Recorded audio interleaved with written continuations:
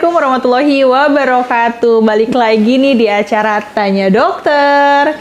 Nah, Tanya Dokter kali ini itu kita akan membahas perihal kesehatan, gangguan kesehatan yang banyak banget nih sekarang ya, itu dialami oleh Gen Z. Nah, Gen Z ini apa sih? Gen Z ini siapa? Gen Z ini ya seperti yang udah tahu ya, di rentang usia 25 atau 25 ke bawah.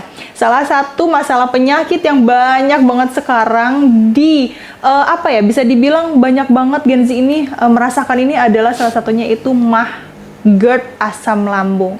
Nah, kali ini kita akan membahas beberapa case mengenai penyakit GERD dan turunannya bersama Dr. Gesa Gestana. Selamat datang, dokter. Ya. Apa kabarnya, dokter? Alhamdulillah. Alhamdulillah.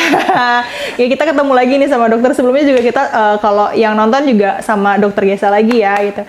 Oke, Dok. Jadi kita akan sekarang membahas tentang masalah kesehatan di lambung ya. Kalau misalkan dokter juga kan pasti udah nggak aneh nih gitu, bentar-bentar lambung gitu kan. Nah, sebenarnya penyakit GERD, asam lambung atau MAH ini tuh sebenarnya satu kesatuan atau memang penyakit yang bertahap gitu? Ya, bisa dibilang kalau GERD dengan MAH itu sendiri sebenarnya dia tahapan selanjutnya adalah GERD sebenarnya gitu. Jadi tahapan pertama adalah MAH atau sebutnya kalau istilah medisnya dispepsia gitu ya. Cuma dispepsia ini ada beberapa tipenya, ada tipe memang ulkus, ada tipe reflux gitu ya. Dan GERD adalah salah satu kondisi komplikasi dari si penyakit MAH ini atau dispepsia ini gitu ya. Seperti itu. Jadi MAH dan GERD itu jadi awal itu mungkin yang lebih ringan itu MAH-nya. Iya. Baru setelah MAH itu kalau udah tidak ibaratnya gejalanya sudah memberat itu ke GERD gitu. Betul. Kan. Nah, Dok pengen tahu nih, kan sekarang itu banyak banget gitu kan anak muda yang udah kena GERD, sedangkan kalau zaman saya gitu itu GERD atau MAH itu tuh udah usia anak 25-an lah gitu. Kalau sekarang tuh saya lihat tuh anak SMA pun punya asam lambung atau MAH. Nah, itu tuh faktornya apa sih, Dok? Ya, banyak sekali yang mempengaruhi untuk peningkatan asam lambung. Jadi intinya kan dispepsia. Dispepsia adalah suatu sindrom itu terdiri atas berbagai macam gejala ya, yang disebabkan utamanya adalah karena peningkatan asam lambung. Nah, peningkatan asam lambung ini bisa disebabkan oleh beberapa faktor gitu. Yang pertama adalah faktor memang banyak makan makanan ya. Jadi apa yang kita konsumsi, faktor makanan yang dia mensensitisasi asam lambung supaya meningkat gitu ya. Terus kemudian yang kedua adalah ketidakteraturan pola makan atau diet, gitu ya. Terus kemudian ketiga yang bisa juga karena faktor stres, ya, faktor psikologis. Jadi gangguan kecemasan, gitu kan. Kemudian juga stres, gitu kan. Apalagi tadi kita bahas mengenai Gen Z, gitu ya, yang mungkin cenderungnya lebih mudah stres, gitu ya. Iya, benar gitu banget. Kan ada istilah dikit-dikit healing, gitu ya. Iya, benar. Jadi memang faktor stres juga sangat mempengaruhi sekali gitu ya. Jadi misalkan faktor makanannya, terus kemudian keteraturan pola makan atau dietnya, terus yang ketiga tadi faktor stres, yang keempat bisa disebabkan karena faktor lainnya. Contoh ada penyakit-penyakit lain atau infeksi lain yang menyebabkan dia asam lambungnya meningkat. Contoh pada infeksi demam berdarah, infeksi demam tifoid gitu ya. Karena beberapa infeksi itu dia salah satu organ yang terkenanya adalah lambung gitu ya, jadi ada peningkatan asam lambung seperti itu. Jadi memang kalau untuk MAH dan GERD ini ada beberapa bahkan banyak faktor ya, Dok, ya gitu untuk kenapa bisa sampai terjadi sakit gitu atau gangguan kesehatan ini. Nah, salah satu gejalanya itu kan heartburn ya, Dok ya, yaitu sensasi panas di kerongkongan sampai ke tenggorokan sampai kita mau muntah nih gitu kan. Nah, itu kalau misalnya nih dia udah heartburn gitu kan, tapi dia nggak sampai keluar atau sampai memuntahkan. Nah, itu biasa itu masih bisa dibilang MAH kah atau sudah GERD kah? Nah, kalau tadi ya ada sensasi heartburn atau misalnya dada bagian atas ini terasa panas gitu ya, sesak, pengap, terus kerongkongan itu kadang-kadang seperti terjepit atau seperti ditercekik. Terus lidahnya juga, bagian ujung pangkal lidahnya pahit, asam gitu ya. Terus kadang-kadang bisa disertai muntah. Atau yang sudah berkepanjangan juga bisa sampai dia radang tenggorokan atau radang kerongkongan tapi berkepanjangan gitu. Mungkin dia diterapi dengan obat-obatan untuk radang tenggorokan, misalnya seperti anti radang dan lain sebagainya gitu ya.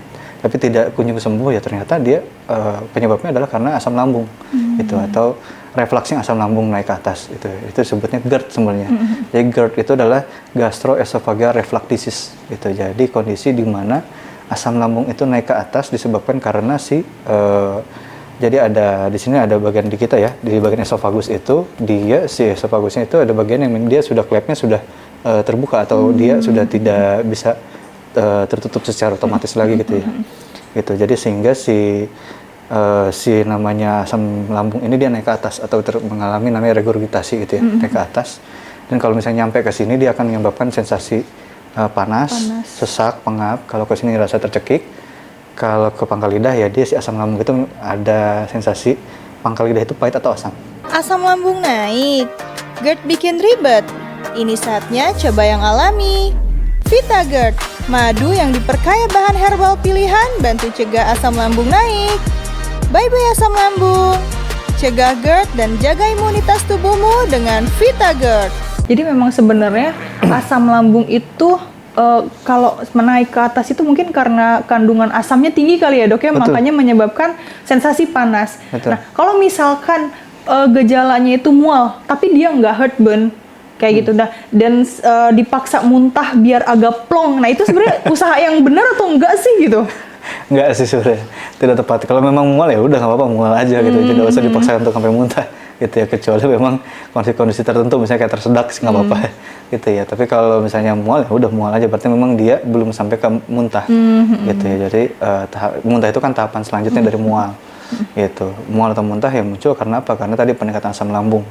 Itu peningkatan asam lambung, dia memberikan sensasi satu nyeri pada ulu hati, yang kedua ada sensasi mual gitu ya. Karena apa? Karena di situ ada yang dari asam lambung yang meningkat itu dia akan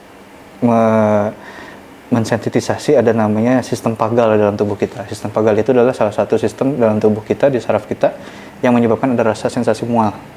Gitu. Jadi sebagai alarm sistem di kita, oh ini berarti asam lambung kita meningkat. Gitu. Kalau misalnya dia mual, kan kadang suka sambil sendawa tuh dok. Ya. Berarti di dalam ini tuh ada udara dong? Ada gas, namanya gas lambung. Gitu ya. Gas lambung ini yang menyebabkan ada sendawa. Terus kemudian tadi ketika asam lambung meningkat, itu salah satu yang dihasilkan, salah satunya ada gas juga. Gitu ya. Nah gas ini yang nanti akan ada sensasi sendawa gitu ya pada kita. Jadi memang sebelum si asam itu naik, itu si gas dulu yang naik? Bisa keduanya bisa gasnya dulu gitu ya. Bisa berbarengan juga bisa. Oh gitu. Berarti kalau misalnya kayak kan kita harus makan teratur ya dok ya. Kalau misalkan kita sudah tahu kita punya penyakit GERD atau MAH. Nah misalkan kita nggak sarapan, otomatis kan perut kosong nih gitu kan. Nah itu juga kenapa ya kok bisa menyebabkan asam naik gitu dok? Padahal itu belum diisi gitu. Ya karena pagi itu area lambung itu sekitar jam 7 sampai jam 9 itu memang aktivitas lambung meningkat. Gitu. Jadi makanya kenapa sarapan itu baiknya di jam 7 sampai jam 9. Nah, ketika asam lambung meningkat sedangkan kita tidak makan gitu ya, atau misalnya pola makan kita tidak teratur, otomatis si asam lambung ini yang seharusnya dipakai untuk menghancurkan makanan yang kita konsumsi sebagai saat sarapan, itu justru malah merusak area lambungnya itu sendiri, atau sebutnya mukosa lambung yang rusak.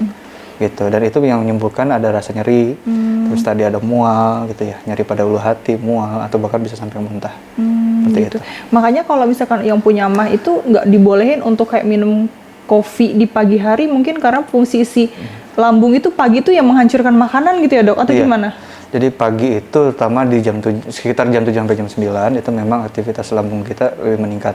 Nah, ketika kita berikan makanan-makanan yang meningkatkan sensitivitas lambung gitu ya, seperti misalnya pedas, asam gitu ya, atau santan terlalu berlebih gitu, atau misalnya seperti kayak tadi kopi, terus teh gitu ya, yang berlebih gitu ya, karena kan ada kadar kafeinnya, itu otomatis ya akan asam lambung kita akan semakin meningkat, dan semakin meningkat ini nanti akan menggerogoti si area mukosa lambungnya. Oh gitu. Jadi sebenarnya punya atau tidak punya riwayat MAH dan GERD, tetap sarapan pagi itu harus wajib berarti ya, demi karena aktivitas si lambung itu sendiri berarti. Baik, ya betul. Jadi memang tetap wajib gitu, dan memang kalau sarapan pagi itu sebenarnya kan sebagai sumber energi pertama ya tubuh kita saat melakukan aktivitas sehari-hari. Jadi sebenarnya tidak ada ya perlu dipermasalahkan gitu ya. Itu takutkan kan zaman sekarang orang takut nih sarapan pagi takutnya jadi gemuk. Karena kalau pagi lebih aman. Kenapa aman? Karena justru pagi itu kan energinya akan terpakai gitu ya oleh aktivitas gitu. Seperti itu. Oke, nah jadi teman-teman catatan ya untuk semuanya, bukan berarti yang punya sakit mah aja nih gitu kan. Buat yang masih sehat, yang masih bersih, yang masih bagus lambungnya, sarapan pagi itu penting, sangat-sangat penting ya. Karena tadi sudah dijelaskan ya, aktivitas lambung itu bekerja sekitaran pukul 7 sampai 9 pagi. Pun kalau misalkan teman-teman lagi diet pun mungkin bisa sambil diatur ya dok ya untuk sarapan paginya. Jadi biar kinerja lambung pun bekerja dengan baik, terus lambung juga jadi sehat, badan pun jadi sehat. Oke dok, Ya. terima kasih banyak untuk penjelasan singkatnya mengenai MAH dan GERD ini. Sebenarnya memang yang penting tuh gejala-gejala yang memang banyak sekali yang dialami oleh teman-teman atau misalkan oleh Gen Z sekarang ya dok ya. Nah untuk semuanya terima kasih banyak juga untuk dokter. Ya, sama-sama. Jangan lupa untuk follow, subscribe, dan like, share konten kita. Karena apa? Konten kita itu sangat-sangat edukatif. Oke, terima kasih banyak yang sudah hadir. Wassalamualaikum warahmatullahi wabarakatuh. Asam lambung naik, GERD bikin ribet. Ini saatnya coba yang alami. Vita GERD, madu yang diperkaya bahan herbal pilihan bantu cegah asam lambung naik. Bye-bye asam lambung. Cegah GERD dan jaga imunitas tubuhmu dengan Vita GERD.